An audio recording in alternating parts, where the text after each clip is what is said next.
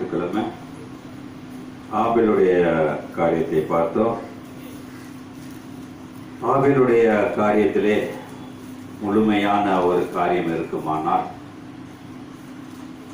ஆபேல் ஆதியாகமம் 4ஆம் அதிகாரம் 10வது வசனம் எவ்வாறு கூறுகிறது? அதற்கு அவர் என்ன செய்தாய்? சகோதரனுடைய ரத்தத்தின் சத்தம் பூமியிலிருந்து என்னை நோக்கி கூப்பிடுகிறது. என்ன சொல்றாருங்க? ரத்தம் கூப்பிடுமா? இன்னைக்கு ரத்தத்தை பத்தி தான் நான் பேச போறேன். ரத்தம் எல்லாத்துக்கும் இருக்குது. ரத்தத்தை பத்தி பேசியிருக்காங்களா? எனக்கு தெரியாது, நான் கேட்டதா உள்ள ஊடால பேசுவாங்களே ஒழிஞ்சு ரத்தங்கிறத வச்சு யாருமே பேசல. அது ஒதுக்கப்பட்டதா போயிடுச்சு. அப்ப அப்படிப்பட்ட ரத்தத்தை நான் என்ன செய்ய போகிறேன்? அப்படிப்பட்ட ரத்தம் என்னோடு எப்படி இருக்கிறது? என்னுடைய வாழ்க்கையிலே எவ்வளவு காரியங்களை பார்த்திருந்தாலும் ஒன்று, ஆபேலுடைய ரத்தம் பரலோகத்துக்கு எட்டியது என்று சொல்லப்படுகிறது. அப்ப ரத்தத்துக்கு பேசக்கூடிய தன்மை இருக்கிறது. அடுத்து சொல்றாரு,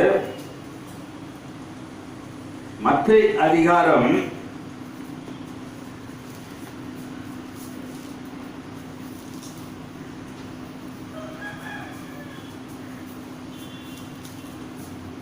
26ஆம் அதிகாரத்திலே இவ்வாறாக 26-28 சொல்றாரு, இது பாவ மன்னிப்புக்கு உண்டாகும்படி புது உடன்படிக்கைக்குரிய என்னுடைய ரத்தமாய் இருக்கிறது. என்ன இருக்குதுங்க? புதிய உடன்படிக்கை. ஒன்று பேசுது, இன்னொன்னு பாவத்தை மன்னிக்குது. அப்ப இன்னைக்கு நம்ம செய்யக்கூடிய காரியம் 1 யோவான் 2ஆம் அதிகாரம் 2வது வசனம் சொல்லுகிறது,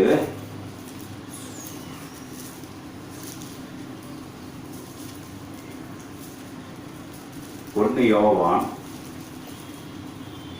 நம்முடைய பாவங்களை நிவர்த்தி செய்கிறார் கிருபாதார பலி அவரே. என்னங்கிறது? 2:3 என்ன சொல்லுது? பாவங்களை நிவர்த்தி செய்கிற கிருபாதார பலி.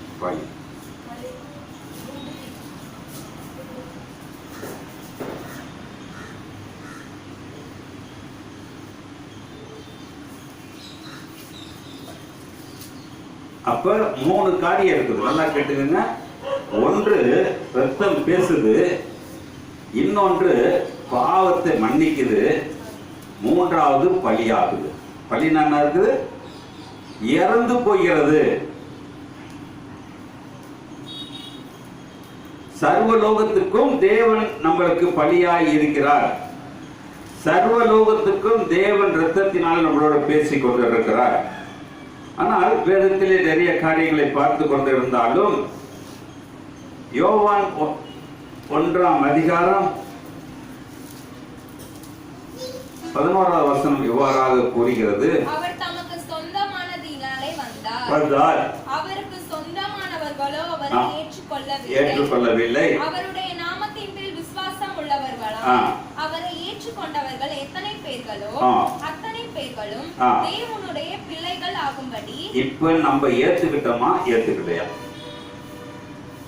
இயேசுவை ஏத்துக்கிட்டோமா ஏத்துக்கலையா? போன வாரம் ஒருத்தர் பேசினார், என்னோட ஒரு பிரதர், நல்ல தெரிஞ்சவர் தான், இங்க உள்ளவர் தான். நீங்க இயேசு ஆராதிக்க மாட்டீங்களா என்று கேட்டார். நான் ஆராதிக்க மாட்டேன் என்று சொன்னேன். இல்ல இப்படி எல்லாம் வசனம் போட்டிருக்கிறது.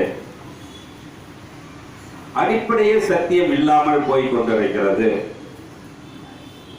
இப்ப வசனங்கள் படிச்சோம், படிங்க சீக்கிரம். அந்த வசனத்தை மறுபடியும் படிங்க. அவர் தமக்கு சொந்தமானதினாலே வந்தார். அவருக்கு சொந்தமானவர்களோ அவரை ஏற்றுக்கொள்ளவில்லை. அவருடைய நாமத்தின் மேல் விசுவாசம் உள்ளவர்களாய் அவரை ஏற்றுக்கொண்டவர்கள் எத்தனை பேர்களோ. ஏத்துக்கொண்டாங்க சொல்லுங்க பாப்போம். எத்தனை பேர் ஏத்திருக்காங்க? எத்தனை பேர் ஏத்திருப்பாங்க? அதுல சொல்றாரு எத்தனை பேர்களோ அத்தனை பேர்களும் தேவனுடைய பிள்ளைகள் ஆகும்படி அவர்களுக்கு அதிகாரம் கொடுத்தார். என்னங்கிறது? நம்மள பிள்ளைகள் ஆயிட்டோம்னா இயேசுவை எப்படி ஆராதிக்க முடியும்? நான் அவர்கிட்ட சொன்னேன், அவரு புரிஞ்சிக்க மாட்டேன்ட்டு. இல்ல நீங்க எனக்கு விளக்கம் சொல்லுங்களப்ப நான் ஏதாவது நடப்புற ஒரு செய்தியோட உங்களோட கலந்து கொள்கிறேன் என்று சொன்னேன். அவர் பார்க்கிறாரோ பார்க்க எனக்கு தெரியாது. ஆனால் வேதம் சொல்லுகிறது அவருடைய நாமத்தை சொந்தம் யாருமே ஏத்துக்கல. யார் ஏத்துக்கல? அவரை ஏத்துக்கல. ஏத்துக்கிட்டவங்க குமாரஸ்தானத்துல நம்ம இருக்கிறோம். அப்ப இயேசு உடைய ரத்தம் யார் எப்படி இருக்குது பாருங்க. இயேசு ரத்தம் நம்மளுக்கு கிடையாது என்று நல்ல தெளிவா சொல்லி பாருங்க. அடுத்தது 12 சொல்றாரு. 13 சொல்லுது. புருஷனுடைய சித்தத்தினாலாவது பிறவாமல் தேவனாலே பிறந்தவர்கள். ஒரு அல்லேலூயா சொல்லுவோமா? அப்ப நான் ரத்தத்தால பிறந்திருக்கேன்னு பாட்டெல்லாம் பாடுறோம். எப்படி பாடுறோம்? இயேசு ரத்தத்தை தாங்க நான் பிறந்திருக்கேன், ஆனாதான் வாங்கி குடிக்கிறேங்க. ஆனா இங்க சொல்லுது ரத்தத்தினாலும் அல்ல. படிக்க வந்த வசனத்தை ரத்தத்தினாலாவது மாமிச சித்தத்தினாலாவது புருஷருடைய சித்தத்தினாலாவது பிறவாமல் தேவனாலே பிறந்தவர்கள். அந்த வார்த்தை மாமிசமாகி கிருபையிலும் சத்தியத்திலும் நிறைந்தவராய் நமக்குள்ளே வாசம் பண்ணினார். அவருடைய மகிமையை கண்டோம். அது பிதாவுக்கு ஒரே பேரானவருடைய மகிமைக்கு ஏற்ற மகிமையாகவே இருந்தது. ஒரு அல்லேலூயா சொல்லுவோமா? அப்ப தேவனால பிறந்திருக்கிறதுக்கு ரத்தம் தேவையா? அப்ப நான் எப்படி இயேசுவை நான் ஆராதிக்க முடியும்? அப்ப அவருடைய மகிமையில இருக்கிறார், அவரை ஆராதிக்க முடியாது. யோவான் அவரை குறித்து சாட்சி கொடுக்கிறார். எனக்கு பின்வருகிறவர் எனக்கு முன்னே இருந்தவரும் ஆகையால் அவர் என்னிலும் மேன்மையானவர் சொல்லியிருந்தேன். அவர் இவர்தான் என்று சத்தமிட்டு கூறினார்.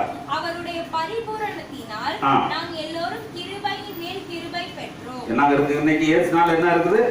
கிருபை மேல் கிருபை பெற்றிருக்கோம். அவர் ஆராதிக்கிறதுக்கு நம் முடியாது. ஏன்னா இன்னைக்கு பாட்டுகளும் சில சொற்படிகளும் இயேசுதான் கடவுளுங்கிற ரேங்க்ல கொண்டு போயிட்டாங்க. இயேசு என்ன செஞ்சாங்க?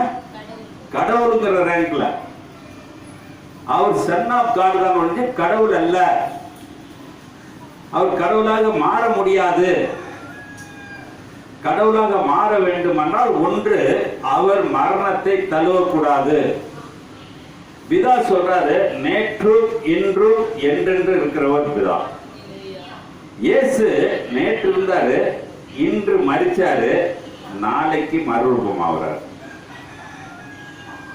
அப்ப நம்மளுடைய சிந்தனைகள் தெளிவாக சொல்லுது. அப்ப நான் ஒரு இறந்த கடவுளை நான் எப்படி நான் துதிக்க முடியும்? இறந்த கடவுளோடு நான் எப்படி உறவாட முடியும்? இறந்துட்டாலே தப்பிப்பு சொன்னாரு, பாடி பூரா அழுகி போயிடும்.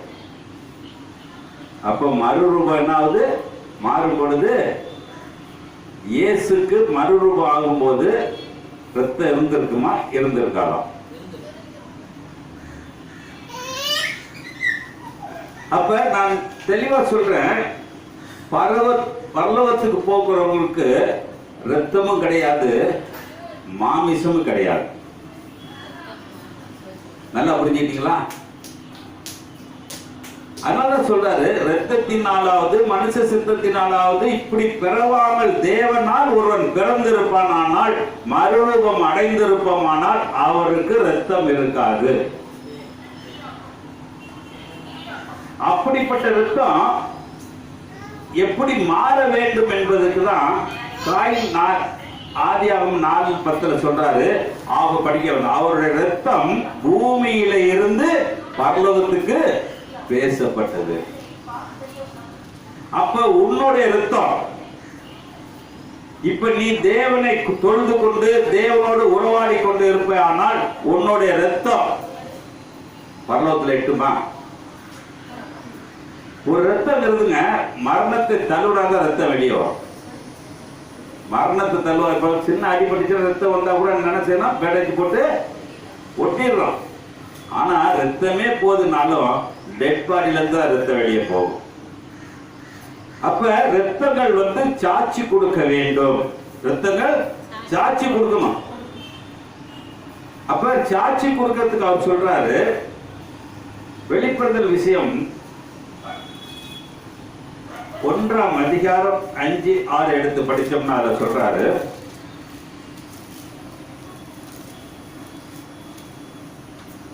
உண்மையுள்ள சாட்சியும் மரித்தோரிலிருந்து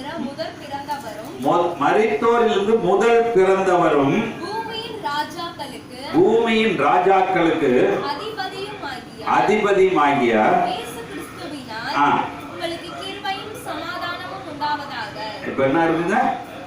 கிருபையும் சமாதானம். கிருபைங்கிறது இறக்கம், சமாதானங்கிறது நம்மளுடைய உறவுகள். நான் இயேசு கூட உறவுகள்னா சமாதானம் இல்லைன்னா உறவு பண்ண முடியாது. என்ன சமாதானம்? அவர் முன்னாடி சொன்னாரு, யோவான் 14 சொல்றாரு, நான் சமாதானத்தை வைத்து போகிறேன் என்று சொன்னார். அப்ப இந்த சமாதானத்தை சொல்றாரு, படிக்க சீக்கிரம் படிச்சிருங்க. அன்பு கூர்ந்து என்ன சொல்ற? தன்னுடைய இரத்தத்திலே பாவங்களை கழுவி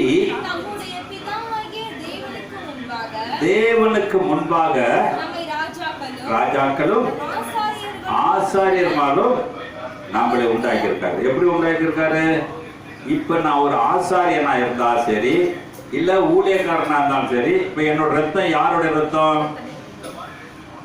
என்னோட ரத்தம் யாரோட ரத்தம்? இயேசுவோட ரத்தமா? இல்ல இயேசு ரத்தம் என்கிட்ட இருந்துச்சுன்னா இயேசு ரத்தத்தை நான் வாங்கி குடிக்கலாமா?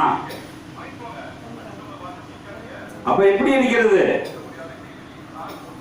தாராவசனத்தை மட்டும் படியுமா? நம்மிடத்தில் அன்பு கூர்ந்து என்ன சொல்றாரு? தமது, நல்லா கேட்டு, இயேசுவோட ரத்தத்தினாலே.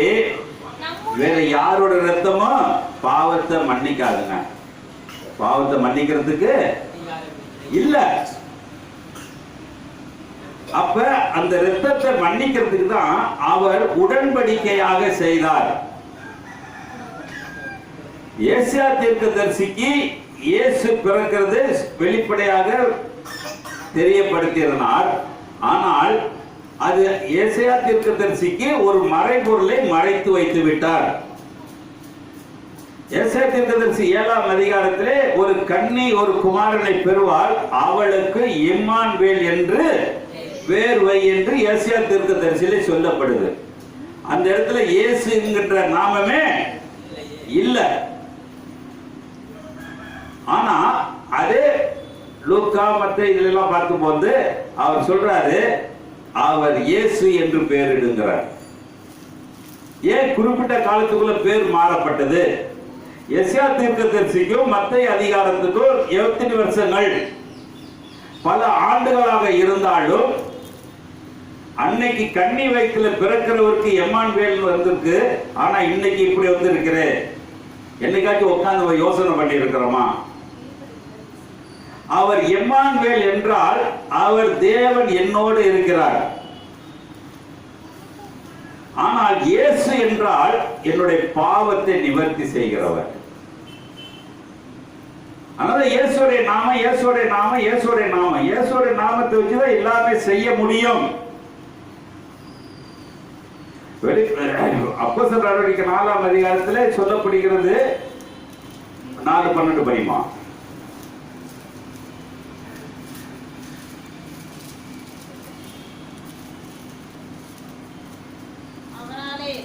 அவராலே இன்றி, நல்லா கேட்டுங்க, அவராலே இன்றி வேறு ஒருவரும் ரட்சிப்பில்லை. ரட்சிக்கப்படும்படிக்கு வானத்து கீழும் மனுஷருக்குள்ளே யாருடைய நாமங்க? அவருடைய நாமமே இல்லாமல் வேறொரு நாமம் கட்டளையிடப்படவும் படவும் இல்லை. படிங்க. பேதுரு யோவானும் ஆ. பேசுகிற தைரியத்தை ஆ. அவர்கள் கண்டு அவர்கள் படிப்பறிய இல்லாதவர் என்னங்க இருக்குங்க. அப்ப நம்மளுக்கு எப்படி இருக்கு? படிச்ச அறியுமோ இருந்து என்ன செய்யறோம்?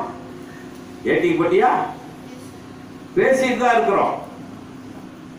ஆனா ரத்தங்கிறது லேசான காரியம் இல்ல. ரத்தங்கிறது வெளியே வர்றப்பெல்லாம் வலிக்கும்.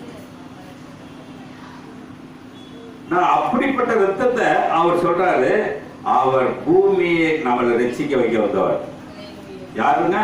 இப்ப 2 நாள்ல 10 நாள்ல என்னாச்சு? இயேசுவ உயிரோட சாவடிக்கிறப்பையும் ஜெபம் பண்ணுவாங்க, உயிரா இருக்கப்பையும் ஜெபம் பண்ணுவாங்க. ஏன்னா நம்ம செத்தப்பாடியை கொண்டு போய் சாமியாட்ட கொடுத்து மந்திரிக்கிறோம், செத்தப்பாடியை கொண்டு ஊழியக்காரன்ட்ட கொடுத்து மந்திரிக்கிறோம். ஏன்னா அது போற வழி சரியில்லைன்னுங்கிறதுக்கா? இல்ல போனோட மாறி போயிருமா?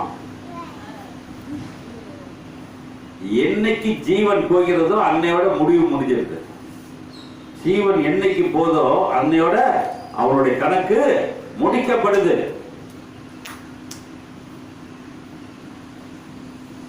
நேற்று ஜப்பான்ல நிலநடுக்கம்,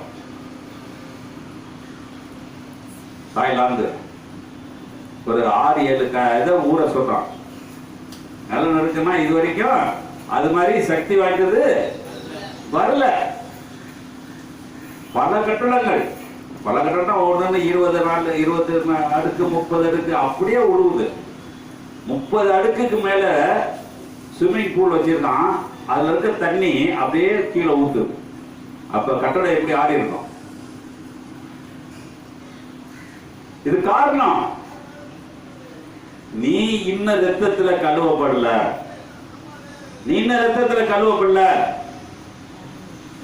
ரத்தத்துல கழுவப்பட்டிருந்தா நம்மளுக்கு ஆயுசு நாட்கள் கூட கொடுக்கப்பட்டிருக்கும். அப்ப ரத்தத்துல நாம் கழுவப்பட வேண்டுமானால் ஏற்கனவே பழைய ஏற்பாட்டில் நம்மளோட பேசி இருக்கிறார். யாத்திராகமம் 12ஆம் அதிகாரம் 40வது வசனம் சொல்லுகிறது,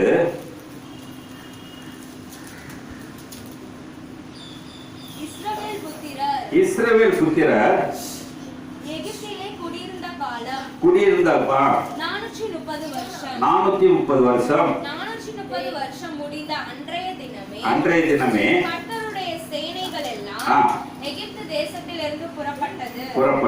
கர்த்தர் அவர்களை எகிப்து தேசத்திலிருந்து புறப்பட பண்ணினதினால் இது அவருக்கென்று முக்கியமாய் ஆசாரிக்கத்தக்க ராத்திரி ஆயிற்று. இஸ்ரவேல் சந்ததியார் எல்லாரும் தங்கள் தலைமுறை தோறும் கர்த்தருக்கு முக்கியமாய் ஆசரிக்க வேண்டிய ராத்திரி இதுவே. மேலும் கர்த்தர் மோசேயையும் ஆரோனையும் நோக்கி பஸ்காவின் நியமமாவது, அந்நிய புத்திரன் ஒருவனும் அதை புசிக்க வேண்டாம். என்ன சொல்றாங்க? அந்நிய புத்திரன் ஒருவனும். இயேசுவுடைய சரீரத்தை யார் புசிக்கணும்? பழைய ஏற்பாடு காலத்திலையும் புதிய ஏற்பாடு காலத்திலையும் ஒண்ணுதான். எகிப்திலிருந்து ஒரு விடுதலை, பாட்டு பாடுற எகிப்துல விடுதலை கொடுத்தாருங்க. அவர் சும்மா கொடுக்கல. இயேசுவின் சரீரம் அன்னைக்கு பிக்கப்பட்டது. எப்படி? தேவ ஆட்டுக்குட்டியாக சொல்லப்பட்ட யோவான் ஸ்நானகன், இதோ தேவ ஆட்டுக்குட்டி போகுதுன்னு சொன்னார். அந்த தேவ ஆட்டுக்குட்டி தான் அன்னைக்கு தேவ ஆட்டுக்குட்டியாய் ஒவ்வொரு வீட்டுல இருந்துச்சு. இன்னைக்கு என் வீட்டுல தேவனுடைய ஆட்டுக்குட்டியை நான் ரத்தம் கொடுத்திருப்பேன். ஆனால் அந்த ரத்தத்தை எப்படி செய்ய சொல்லியிருக்கிறார் பாருங்க. அதே அதிகாரம் 20 படிமா கொஞ்சம். புளிப்பிடப்பட்ட யாதொன்றையும் நீங்கள் புசிக்க வேண்டாம். என்ன சொல்றாருன்னா, இன்னைக்கு திருவிருந்து கொடுக்கும்போது சாப்பிடுறப்ப புளிப்போட சாப்பிடுவோமா, புளிப்பு இல்லாம சாப்பிடுவாங்க? சொல்லுங்க பாப்போம். இன்னைக்கு கொடுக்கறது அப்பரசம்லாம் எப்படி இருக்கும்? புளிப்பாதான் இருக்கும். ஆனா வேதம் தெளிவா சொல்லுகிறது, புளிப்பிடப்பட்ட யாதொன்றையும் நீங்கள் புசிக்க வேண்டாம். உங்கள் வாசஸ்தலங்களில் ஆ. எல்லாம் புளிப்பில்லா அப்பம் புசிக்க கடவீர்கள் என்று என்னங்க இருக்கு இன்னைக்கு? புளிப்பில்லா இன்னைக்கு ரொட்டி எல்லாம் கொடுக்குறாங்க. சில சபையில என்ன இருக்குது? பிரெட்டு. அது புளிச்சுதானே வெளியே வருது. புளிப்போட தானே வருது வெளியே. என்னைக்காச்சும் அந்த கொடுக்குறவங்களுக்கு அறிவு இருக்குமா? இல்ல வாங்குறவங்களுக்கு அறிவு இருக்குமா?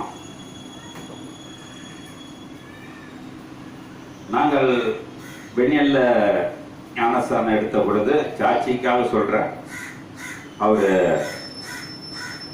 நல்ல மனிதனா இருந்தாலும் அவர் காலைல 5 மணிக்கெல்லாம் ஏஞ்சி மாவை பிணைஞ்சு அப்பயே சுட்டு அப்பயே எடுத்துட்டு வருவார். புளிக்காது. எல்லாமே ஒரு ரொட்டியில அப்படி கொஞ்சம் கொஞ்சமா தான் பிச்சு கொடுப்பார். நல்லா தோசை மாதிரி தூட்டு எடுத்துட்டு வருவார். இப்ப அது செய்யறதுக்கு ஊழியக்காரனுக்கு முடியல, 1000 வேலை இருக்கு அவனுக்கு. ஆனா அன்னைக்கு செஞ்சார். அன்னைக்கு அவங்களாம் நடுரோட்ல இருந்து பேசினவங்க. இன்னைக்கு எந்த ஊழியக்காரன் எந்த சபைக்காரன் நடுரோட்ல இருந்து பேசியிருக்கானா சொல்லுங்க பாப்போம். என் சபைக்கு வா, என் சபைக்கு வான்னு சொல்லுவாங்க ஒழிஞ்சு. ஆனா வீட்டுகள்ல யார் பாருங்க அப்படி இருக்கப்ப 23 படிமா கர்த்தர் எகிப்தியரை அதம் பண்ணுகிறதற்கு கடந்து வருவார். நிலையின் மேற்சட்டத்திலும் வாசலின் நிலைக்கால்கள் இரண்டிலும் அந்த இரத்தத்தை காணும்போது கர்த்தர் சங்காரக்காரனை உங்கள் வீடுகளிலும் உங்களை அதம் பண்ணுகிறதற்கு வர ஒட்டாமல் வாசற்படியை விலகி கடந்து போவார். என்ன செய்யறாங்க? நம்மளுக்கு வரக்கூடிய சங்கார தூதனை நம்மள்ட்ட விளக்குறார். நம்ம வீட்டுல சங்கார தூதன் இருக்கிறானா இல்லையா? இல்ல பெரிய பெரிய ஊழியக்கார வீட்டுல எல்லாம் இருக்கானா இல்லையா? அவன் வீட்டுல நிலக்கால ரத்தம் பூசலையா? இப்ப இயேசுவோட ரத்தத்தை நான் எப்படி பூசிருப்பேன் சொல்லுங்க பாப்போம். வாயில தான் குடிச்சு பழகி இருக்காங்க. கிறிஸ்தவங்க என்ன செஞ்சிருக்காங்க? வாயில தான் குடிச்சு பழகி இருக்காங்க. ஆனா இன்னைக்கு நெத்தியிலேயோ சட்டையிலேயோ தடவணும் இல்லை. அப்ப அப்படிப்பட்ட ஒரு ரத்தம். அப்ப அதுல சொல்றாரு, அது படிச்சு வசிக்கிறோம். கர்த்தர் எகிப்தியரை அதம் பண்ணுகிறதற்கு கடந்து வருவார். நிலையின் மேற் சட்டத்திலும் வாசலின் நிலைக்கால்கள் இரண்டிலும் அந்த இரத்தத்தை காணும்போது கர்த்தர் சங்காரக்காரனை உங்கள் வீடுகளில் உங்களை அதம் பண்ணுகிறதற்கு வர ஒட்டாமல் வாசற்படியை விலகி கடந்து போவார். இந்த காரியத்தை உங்களுக்கும் உங்கள் பிள்ளைகளுக்கும் நித்திய நியமமாக கைக்கொள்ள கடவீர்கள். என்ன செய்யுங்க? இன்னைக்கு நித்திய நியமம். இன்னைக்கு என் வீட்டுல என்ன இன்னைக்கு வரல?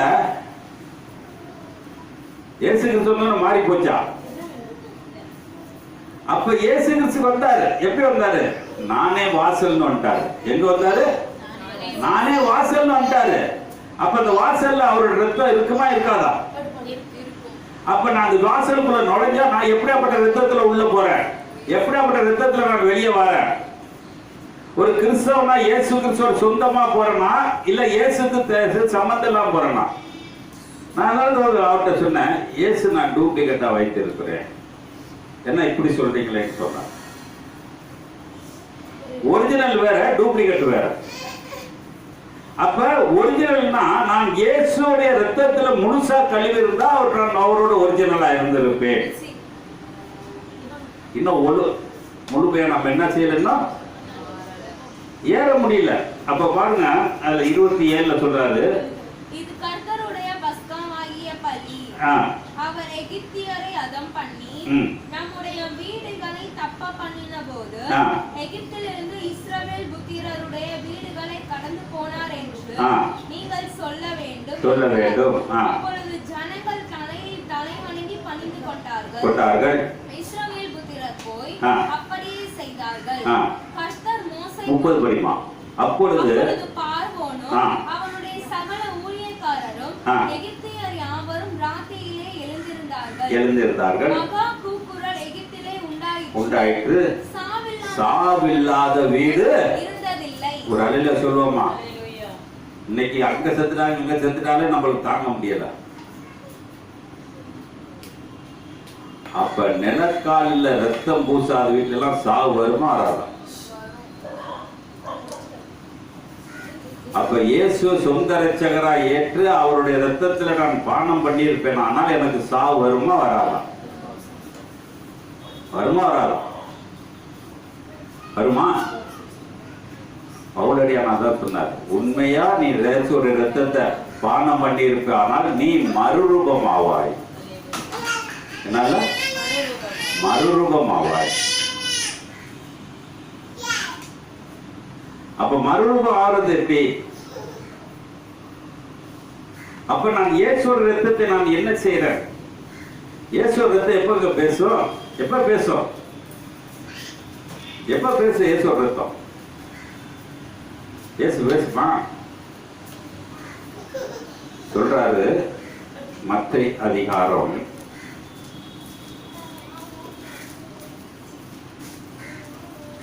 10ஆம் அதிகாரம் கடைசி 3 வசனத்தை படிப்போம்.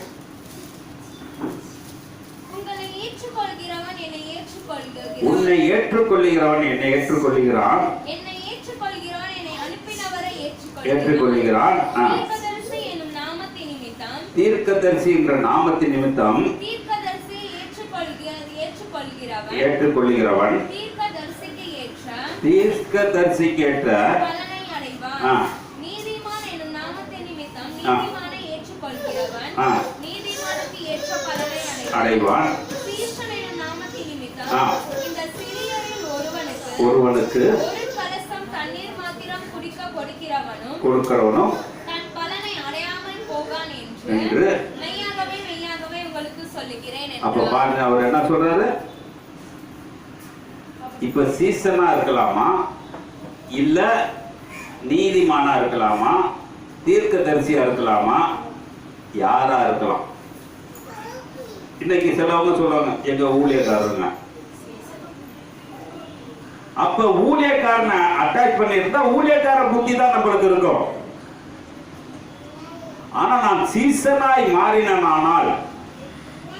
ஆனால் சொல்றாரு இந்த அதிகாரத்துக்கு கடைசி 28 கடைசியில 3 வசனம் சொல்றாரு, உலக திசையில போய் சகல ஜனங்களுக்கும் சீசராக்கி பிதா குமாரன் பரிசுத்தாவில ஞானஸ்தானம் கொடு என்று கட்டளையாகவே சொல்லியிருந்தார். அப்ப சீசனுக்கு ஒரு கலசம் தண்ணீர் கொடுத்தா போதும். அப்ப சீசனா இருக்க ஆசைப்படுறோமா, இல்ல நாம் ஒரு ஊழியக்காரன் அப்படி மேன்மையான லைன்ல இருக்கலாமா? சீசனா இருந்தாதான் அது சொல்றாரு. கீழே போய் கடைசி வசனம் சொல்றது, சீசன் என்னும் நாமத்தின் நிமித்தம் ஒருவனுக்கு ஒரு கலசம் தண்ணீர் மாத்திரம் குடிக்க கொடுக்கிறவனுக்கு அடையாமல் போக மாட்டான் என்று மெய்யாகவே மெய்யாகவே உங்களுக்கு சொல்லுகிறேன். அதுக்கு தான் சொல்றாரு அந்த அதிகாரத்திலேயே 30ஆம் அதிகாரம் சொல்றாரு பாருங்க, உங்கள் தலைமயிரில் உள்ள எண்ணப்பட்டிருக்கு. நம்மளோட அக்கிரமம் எப்படி இருக்குது? எண்ணப்பட்டிருக்கு. என்னதான் வலிச்சு சீவனா கூட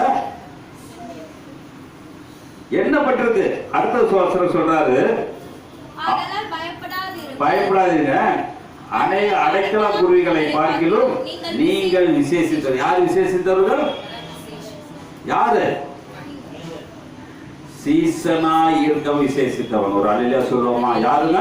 சீசனா இருக்கவனா விசேஷித்தவன். அதனால சொல்றாரு, பழைய அடைக்கலங்குறி இருக்கலாம், ஆனா நீங்கள் அந்த அடைக்கலங்குறியை விட, ஏன்னா அந்த அடைக்கலங்குறி தான் தீர்க்கதரிசி எல்லாருமே. ஆனா வேதம் சொல்லிக்கிறது, நான் சீசனா இருக்க வேண்டுமானால் விசேஷித்தவர்களா இருக்க வேண்டும். மனுஷனுக்கு முன்பாக என்னை அறிக்கை பண்ணுகிற எவனோ. இப்ப ரத்தம் என்ன செய்யுதுங்க? பேசுமா?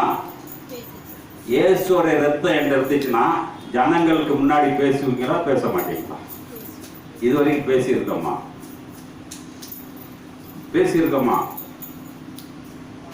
பேசியிருக்கோமா? மைக்கு போட்டாதான் பேசுறோம். அப்ப இயேசு ரத்தம் நம்மள்ட இருக்கா இல்லையா? அப்ப இயேசு ரத்தம் அவங்களுக்கு நிறைய தடவை சபை கூட்டம் அவனை திருத்தினா போதும். என்ன இருக்குது இன்னைக்கு? 10 பேர் வேலை செய்யறப்போ ஒருத்தர் சரியா இல்லைன்னா இன்னொருத்தன் சொல்லுவான், ஏய் ஒழுங்காடுறா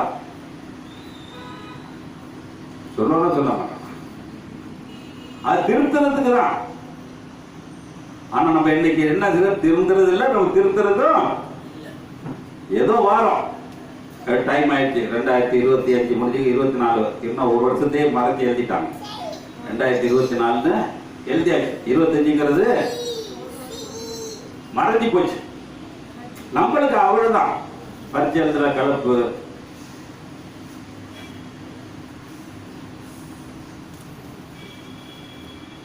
ஆர்வம், கடவுள் எவ்வளவு ஆர்வம், அவ்வளவு ஆர்வம். ஆனா இன்னைக்கு நம்ம தெரிஞ்சுக்கொள்ள கிடைக்கும், ரத்தம் வேணுங்க. ரத்தம் கொஞ்சம் குறைஞ்சிச்சுன்னா என்ன இருக்குது, லோ ப்ரெஷர் ஆயிடும். ரத்தம் கூட இருந்துச்சுன்னா ஹை ப்ரெஷர் ஆயிடும். எல்லாத்துக்கும் யார்கிட்ட போனோம், டாக்டர்கிட்ட தான் போனோம். ஏசில் என்னைக்காச்சும் வந்துருப்போமா, ஏசில் என்னைக்காச்சும் வந்துருப்போமா. அதனால அதிக ரத்தம் இருந்தா ஒரு டம்ளர் தண்ணி குடிச்சா போதும். சொல்லுவாங்க தெரியுங்களா, ப்ரெஷரா இருக்கு குடிச்சிட்டு படு, கொஞ்ச நேரத்தில் என்ன இருக்கும். ஆனா குடிச்சிட்டு படுத்த கூட நம்ம பல சிந்தனையில அந்த குடிச்ச தண்ணியும் ரத்தமா மாறி ரொம்ப கொதின்னு கொதிக்கும். அப்ப நம்மளுடைய சிந்தனைகள் அதை படிச்சிருமா, சீக்கிரம் படிச்சிடும். மனுஷருக்கு முன்பாக என்னை அறிக்கை பண்ணுகிறான் எவனோ அவனை நானும் பரலோகத்தில் இருக்கிற. அப்ப நீ மனுஷன், இந்த பேச்சு எங்க இருக்கணும், பூமியிலே பேசப்படக்கூடிய ஒவ்வொரு வார்த்தையும் பரலோகத்தில் போய் சேரும். நான் தான் தலையில இருக்கு, நீங்க பேசுங்க.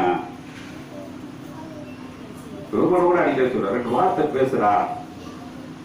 ஏன்னா நீ பூமியில ரத்தம், ஒரு ரத்தம் இயேசுவோட ரத்தமா இருந்தா நீ ஆட்டோமேட்டிக்கா என்ன செய்வ, பேசிடுவ. அப்ப என்னிலிருந்து ஒரு கடை பிடிப்போமா, இல்ல ஒரு கடை பிடிப்போமா. அப்ப அவர் சொல்றாரு, இப்படிப்பட்ட மனுஷருக்கு முன்பாக என்னை அறிக்கை பண்ணுகிற எவனோ அவனை நானும் பரலோகத்தில் இருக்க என் பிதாவுக்கு முன்பாக அறிக்கை பண்ணும். ஆராதிக்கிறனால அறிக்கை பண்ண மாட்டார், நல்லா கேட்டுக்கங்க.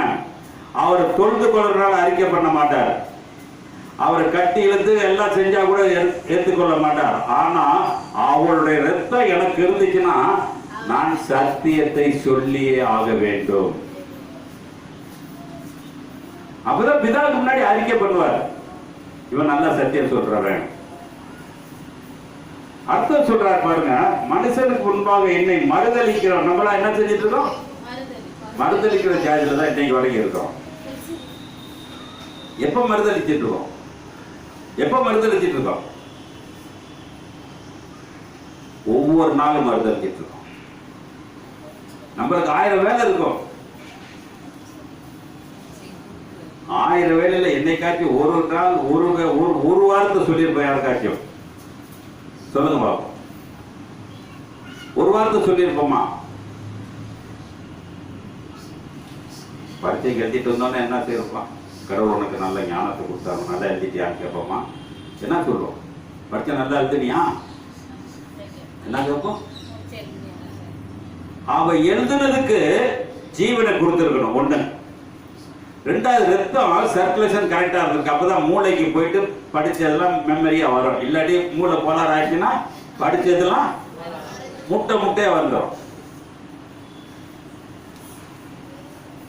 அப்ப என்னைக்காச்சும் கடவுள் நல்லா உன்னை தேர்த்திருக்காருன்னு சொல்லுவோமா? நல்ல மார்க் வந்தோன்னா தான். அப்ப எப்ப பேசுவோம், அப்பதான் பேசுவோம் கடவுள் உனக்கு உதவி செஞ்சிருக்காரு. எப்ப சொல்ற, நல்லா தின்னு பயிர் ஒம்புன பிறகுதான் திருப்தி கிடைக்கும். பட்னியா இருந்தா என்ன இருக்கும், அதான் ஒரு கலசம் தண்ணி குடிச்சா பசி இருக்குமா இருக்காதா, இருக்கும். அப்பதான் வயிற்றுச்ச தெரியும். அதுதான் மனுஷருக்கு முன்பாக என்னை மறுதளிக்கிற எவனோ அவனை நானும் பரலோகத்தில் இருக்க என் பிதாவுக்கு முன்பாக மறுதளிப்பேன். இது மறுதளிக்கிறதுக்கு காரணம் என்ன, மறுதளிக்கிறதுக்கு காரணம் என்ன? அடுத்த வசனம் சொல்றாரு பாருங்க, மறுதளிக்க என்ன இருக்குதுங்க, குடும்பத்தில் என்ன இருக்கு, குடும்பத்தில் என்ன இருக்குது, சமாதானம் எவ்வளவு இருக்குது, சமாதானங்கிற வார்த்தைய மற்ற 5ஆம் அதிகாரம் சமாதானத்தில் அது என்ன கிடைக்குமா? அது என்ன கிடைக்கும்? பூமியை சுதந்திரித்துக் கொள்வார்கள். ஒரு அல்லேலூயா சொல்லுவோமா? அப்ப வேதம் தெளிவா சொல்லுகிறது, பூமியிலே நான் சமாதானத்தை அனுப்ப வந்தேன் என்று. யாருக்குங்க இந்த வார்த்தை? யாருக்கா சொன்னார்? இந்த வார்த்தை யாருக்கா சொன்னார்? மறுதளிக்கிறவங்களுக்கா சொன்னார். ஒரு அல்லேலூயா சொல்லுவோமா? யாருங்க? இப்ப நீ மறுதளிச்சின்னா உனக்கு சமாதானம் இருக்காது. எப்பனாலும் பிரச்சனை மனசுல ஓடிட்டு தான் இருக்கும். ஏதாவது ஒரு பிரச்சனை, கடன் பிரச்சனை, காசு பிரச்சனை, ஏதாச்சும் ஓடிட்டு தான் இருந்துட்டு இருக்கும்.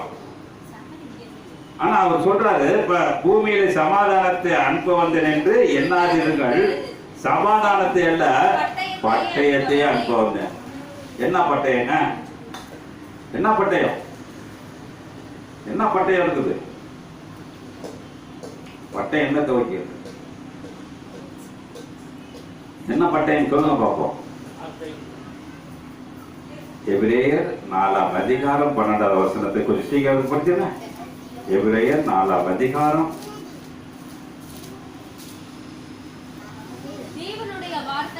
தேவனுடைய வார்த்தையானது ஜீவனும் வல்லமையும் உள்ளதாயும். என்னங்க? ஜீவனும் வல்லமையும் உள்ளதாயும். இருபுறமும் கருக்குள்ள எந்த பட்டயம். அப்ப நல்லா கேட்டதுன்னா அந்த கத்தில என்ன இருக்கும்? ஒரு பக்கம் படிமா, மேல வசனம் அப்படியே படி. தேவனுடைய வார்த்தையானது ஜீவனும் வல்லமையும் உள்ளதாயும். ஒரு பக்கம் ஜீவனை தரும், இன்னொரு பக்கம் வல்லமை தரும். இருபுறமும் கருக்குள்ள எந்த பட்டயத்திலும் கற்கானையும் ஆத்மாவையும் ஆவியையும் கணுக்களையும் ஊனையும்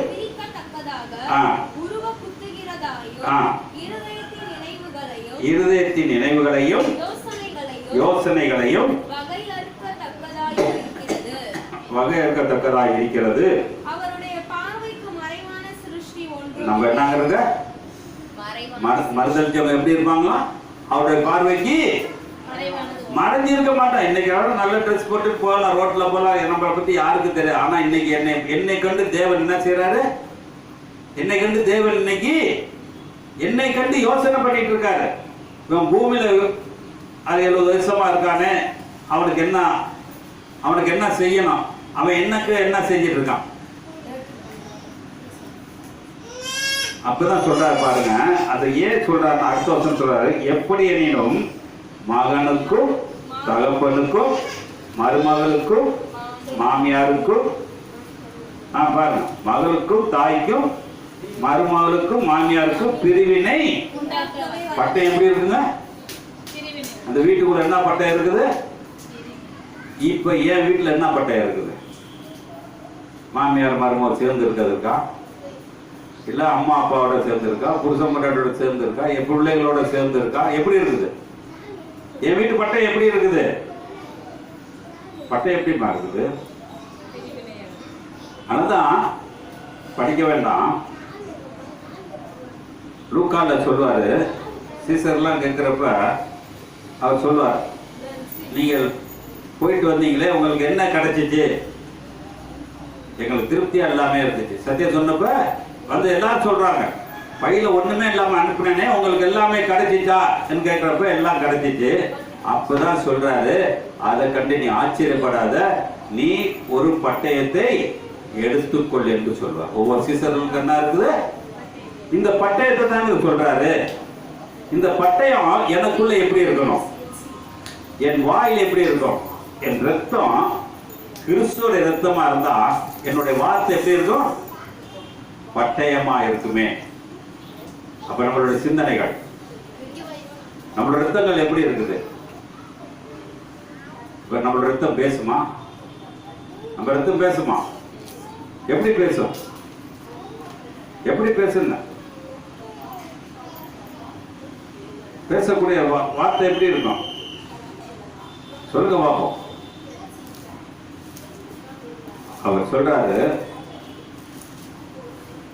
யோவான் 12ஆம் அதிகாரம் 45 கொஞ்சம் சீக்கிரம் படிச்சுங்க.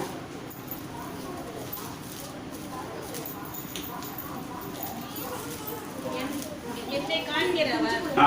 என்னை அனுப்பினவரை காண்கிறார். என்ன இருக்குங்க? என்னை காண்கிறவன் என்னை அனுப்பினவரை காண்கிறான். நம்ம யாரை பார்த்திருக்கோங்க இன்னைக்கு?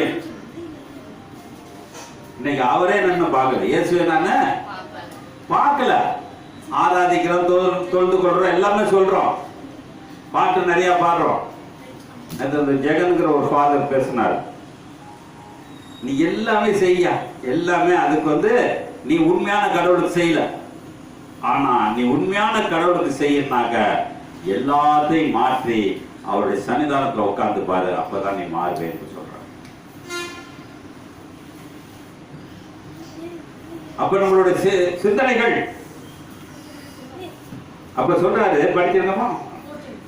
என்னை காண்கிறவன் என்னை அனுப்பினவரை காண்கிறான். ஆ. என்னிடத்தில் விசுவாசமாய் இருக்கிற எவனும் என்னிடத்தில் விசுவாசமாய் இருக்கிற எவனும் இருளில் இராதபடிக்கு நான் உலகத்திற்கு ஒளியாக வந்தேன். ஒருவனின் வார்த்தைகளை கேட்டு விசுவாசியாமல் போனால் நாங்க சொல்றாங்க, நம்ம இன்னைக்கு யார் கேட்டிருக்கா சொல்லுங்க பாப்போம். இன்னைக்கு தொழுது கொள்ளுன்னு கேட்கிறவங்களா இன்னைக்கு இந்த வார்த்தையை கேட்டிருக்குமா? ஒருத்தர் தொழுக போறோம்னாக்க வார்த்தை கேட்கறதுங்க. இப்ப முஸ்லிம்ங்க தொழுக போறாங்க, ஏதோ ஒரு ஊர்ல அவங்க மைக் போட்டு பேசுறதுனால புகை வானத்தை பேசுதுன்னு இந்த சவுண்டு கேட்குதுன்ட்டு இந்த நோம்பு நேரத்துல பாத்தீங்கன்னா பள்ளிவாசலுக்கு மேல இருந்து கத்துறாரு, உங்களுக்கு நோம்பு திறக்க போறோம், சீக்கிரம் ஏந்திரிங்க, நோம்பு திறக்க போறோம், ஏந்திரிங்க. ஒரு பேச்சே போய் வானத்தை அடைக்குதான். அப்பதான் அதுக்கு ஒரு வக்கீல் சொல்லியிருக்காரு, ஜட்ஜு, நீ அவங்க தொழுறது வானத்தை அடைக்குதுன்னா நீ உன்னுடைய கோயிலுள்ள மோல் அடிக்கிற எல்லாம் அடிக்கிறியே, அது போய் வானத்தை அடைக்காதா? ஒரு இந்து கொண்டு சொல்றான். இன்னைக்கு உலகத்தை கெடுக்கதான் ஆளுங்க இருக்காங்க, உலகத்தை வழி நடத்துறதுக்கு ஆள் இல்ல. இயேசு கிறிஸ்து உலகத்தை வழி நடத்துவாங்க, நானே வழி என்று சொன்னார். இன்னும் அந்த வழியில போறதுக்குள்ள 1000 கேள்விகளை கேட்டுக்கொண்டு இருக்கவனே மெண்டல் ஆகிட்டு நம்மளும் மெண்டல் ஆகி போயிட்டே இருக்கிறோம். இதை பேசிட்டு இருக்கப்ப அவர் ஒரே வார்த்தை கேட்டார், நீங்க யெகோவா வாங்க என்ன கேட்டார். என்ன கேட்டாரு? அவங்களுக்கு தெரிஞ்ச புத்தி அவ்வளவுதான். ஏதாவது ஏட்டி போட்டியா பேசிட்டா யெகோவாவா, யெகோவான்னா ஈஸியாங்க. அவர் பேரை சொல்றது கூட நம்மளுக்கு துப்பு கிடையாதுங்க, தகுதி கிடையாதுங்க, ஒரு யோக்கியதையே கிடையாதுங்க. ஏன்னா ஏன் சொல்றேன்னா, சொந்த ரட்சகரை ஏற்றுக்கொள்ளனா பிதா கூப்பிடுறதுக்கு முட்டாள். இன்னைக்கு சிலுவை மரத்தில் தொங்குறவரை நீ சொந்தமா ஏத்துக்கிட்டாதான் நீ பிதாவை பார்க்க முடியும். அவருடைய ரத்தம் என் மேல பட்டாதான் அவர் மேல தெளிக்க முடியும். அப்ப சொல்றாரு, எப்படிமா என் வார்த்தைகளை கேட்டு விசுவாசிக்கிறவனுக்கு எப்படிமா? என்னிடத்தில் விசுவாசமாய் இருக்கிற எவனும் இருளிலே இராதபடிக்கு நான் உலகத்தில் ஒளியாக வந்தேன். என் வார்த்தைகளை கேட்டு விசுவாசியாமல் போனால் அவனை நான் நியாயம் தீர்ப்பதில்லை. என்ன சொல்றது பார்த்தீங்களாங்க? இயேசு நம்மளை நியாயம் தீர்க்க முடியாதுங்க. நான் சொல்றேன், அவர் ஒரு டூப்ளிகேட்.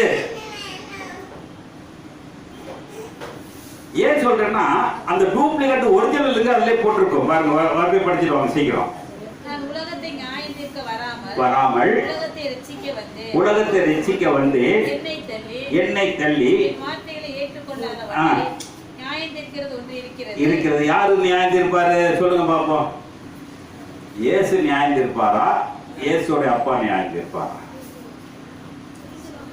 யாரு படிச்சு பாருங்க, வாங்க படிங்க. என்னை தள்ளி என் வார்த்தைகளை ஏற்றுக்கொள்ளாதவனை நியாயம் தீர்க்கிறது ஒன்று இருக்கிறது. நான் சொன்ன வசனமே அவனை கடைசி நாளில் நியாயம் தீர்க்கும். எப்படி இருக்குங்க? அப்ப நான் ரோட்ல பேசின வசனமோ, ரோட்ல பேசுற சத்தியமோ கடைசி நாள்ல என்ன செய்யும்? அப்ப இன்னைக்கு நாள் என்ன செய்யணும்? 2 வார்த்தை பேச கத்துக்கங்க. படிங்க சீக்கிரம். நான் சுயமாய் பேசவில்லை, பேச வேண்டியது இன்னதென்று, உபதேசிக்க வேண்டியது இன்னதென்று என்று என்னை அனுப்பின பிதாவே எனக்கு கட்டளை. ஒரு அல்லேலூயா சொல்லுவோமா? அவர் என்ன பேசுறாருங்க? இந்த பைபிளை வச்சு பேசலங்க. அப்ப பிதாவானவர் சொன்னதுதான் அவர் சொல்றாரு. அவர் அர்த்தம் சொல்றாரு, அவருடைய நித்திய ஜீவனாய் இருக்கிறது அறிவேன். ஆகையால்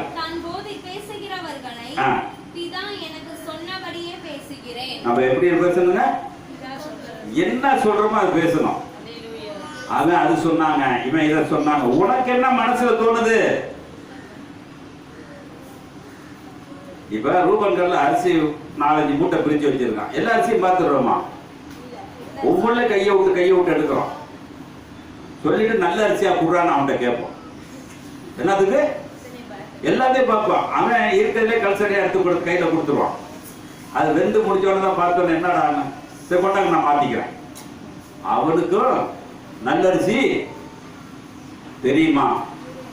தெரியுமா? அவனை கேளுங்க.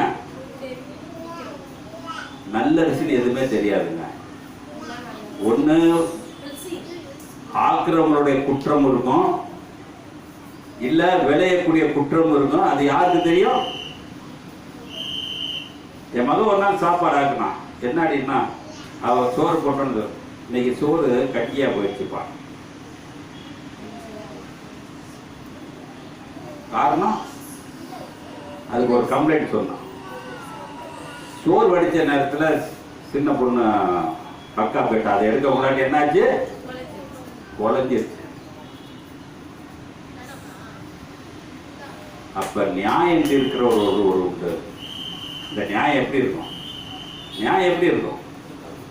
அந்த நியாயம் தாங்க, மனுஷனுக்கு முன்பாக நீ என்னத்தை மறுதளிக்கிறியோ, மனுஷனுக்கு முன்னாடி என்ன அறிக்கை பண்றியோ, அப்பதான் ஆசீர்வாதம்.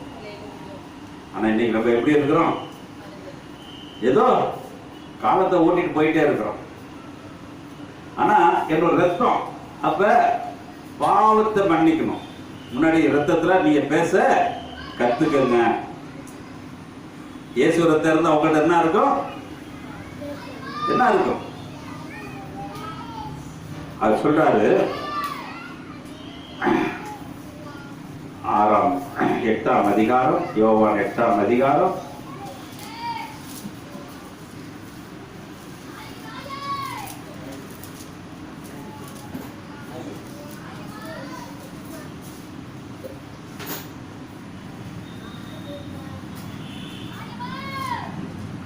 8:40 படிமா.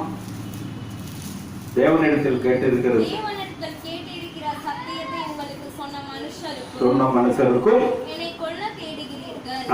ஆபிரகாம் இப்படி செய்யவில்லையே, உங்கள் பிதாவின் கிரியைகளை செய்கிறீர்கள் என்றார்.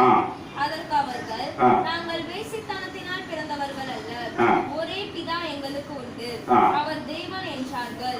இயேசு அவர்களை நோக்கி, தேவன் உங்கள் பிதாவாய் இருந்தால் என்னிடத்தில் அன்பாய் இருப்பீர்கள். அப்ப எப்படி இருக்காங்க?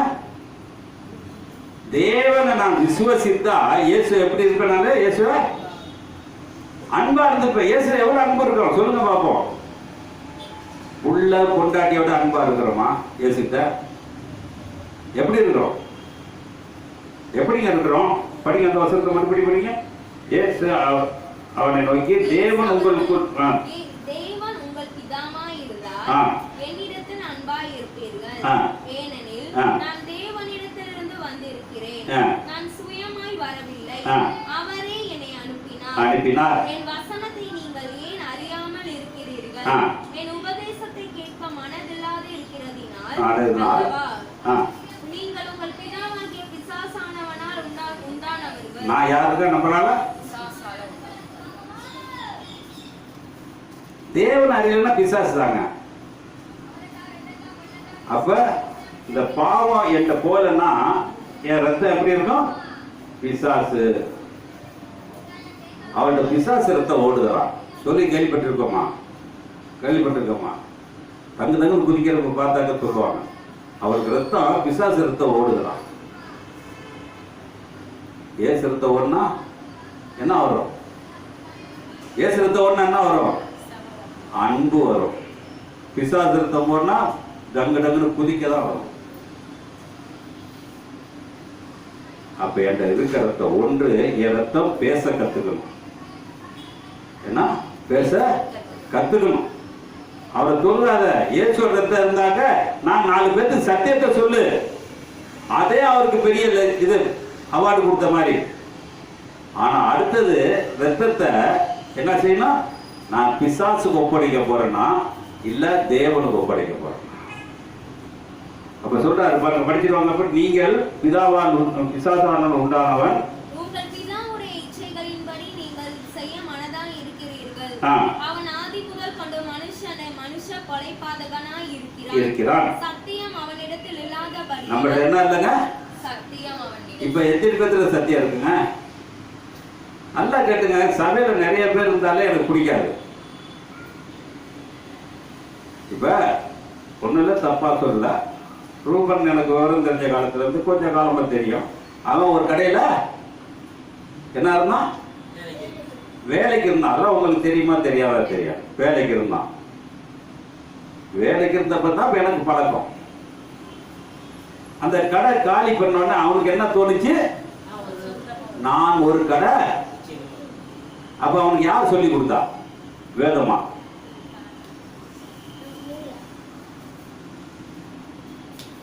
உலகத்துக்கே இந்த அறிவு வர்றப்ப வேதத்துல நான் என்ன செய்யணும்? நான் இவ்வளவு படிச்சிருக்கேன், இவ்வளவு எனக்கு தெரியும். நான் அடுத்தவங்களுக்கு நான் போய் சொல்ல முடியுமா? இல்ல அடுத்தவங்களுடைய பாவத்தை பத்தி எடுத்து சொல்ல முடியுமா? நீ இந்த பாவம் செய்யற,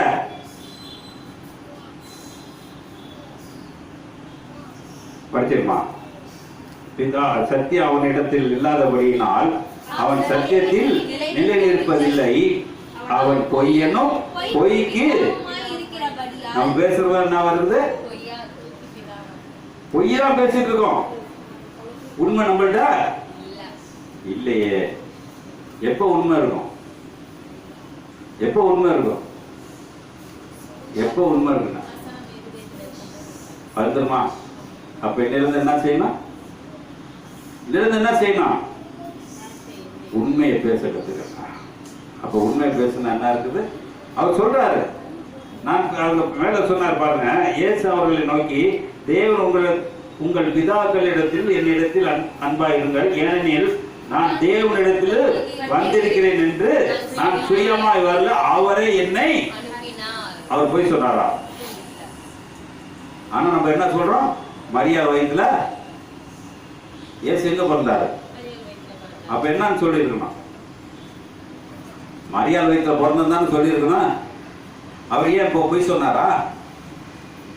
பொய் சொன்னாரா?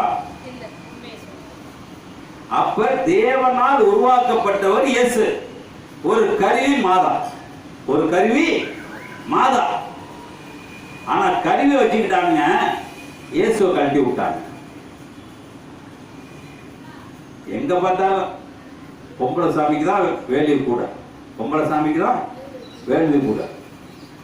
நேற்று கூட பார்த்துருப்பீங்க, அந்த தாய்லாந்துல பார்த்தீங்கன்னா புத்தர் இதுன்னு நினைக்கிறேன், அந்த கோயிலோட கோபுரம் அவ்வளவு பெருசு இருக்கு, அதே உடஞ்சி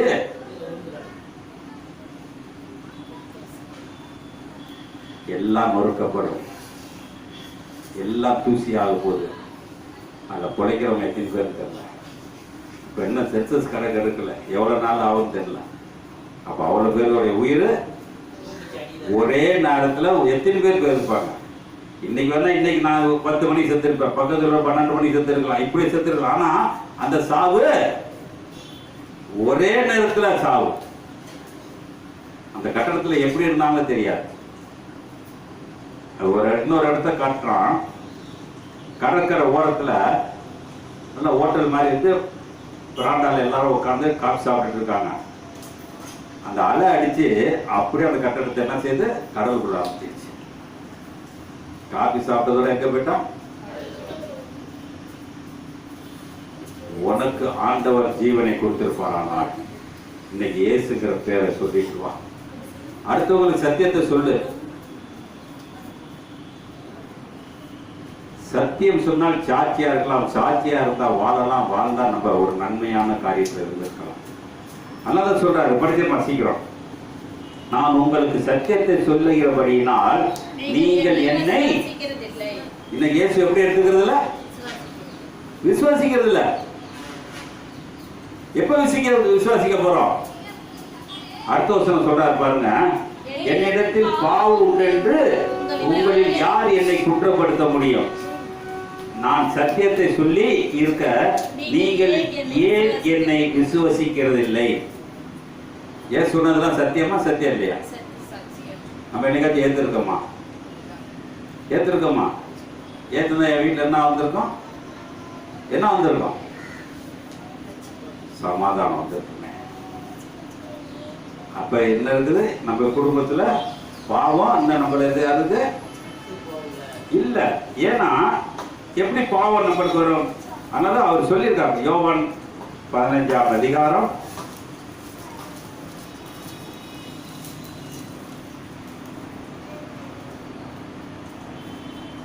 11 என்னுடைய சந்தோஷம் உங்களுக்கு நிலைத்திருக்கும்படி நான் சொன்னேன். நான் உங்களில் அன்பாய் இருக்கிறது போல நீங்களும்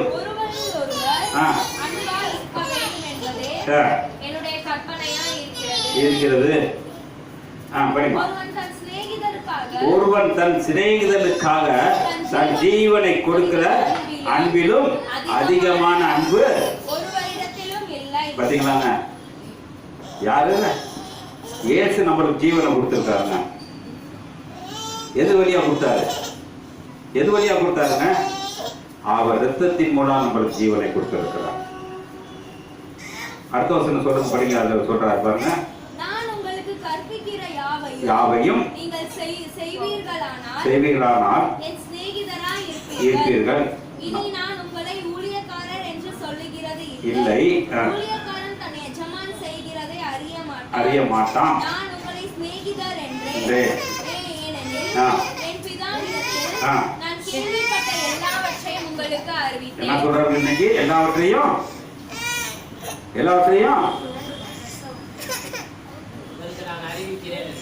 அறிவிப்பாரா?